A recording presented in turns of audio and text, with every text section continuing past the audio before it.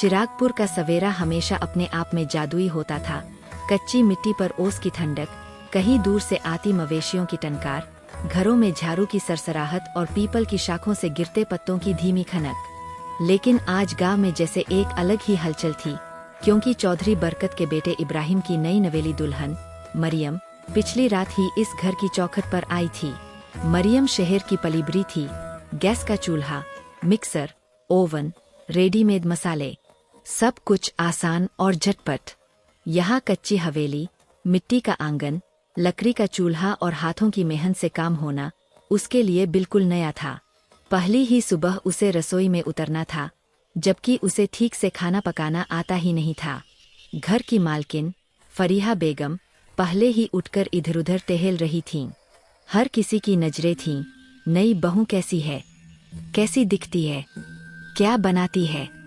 जब मरियम पहली बार कमरे से बाहर आई, धीमे धीमे कदम रखती हुई, कई आंखें उसी पर टिक गईं। दादी अम्मा ने दुआ दी, सदा खुश रहो बेटी।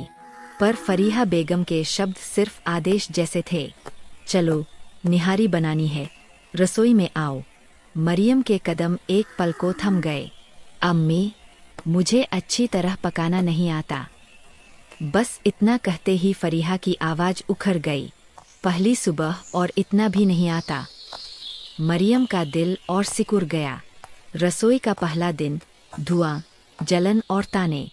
लकड़ी का चूल्हा जलाने में ही मरियम को खांसी छूट गई। धुआं आंखों में उतर आया।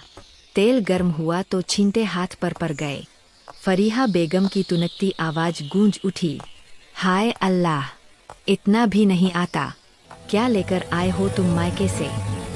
मरियम चुपचाप सहती रही।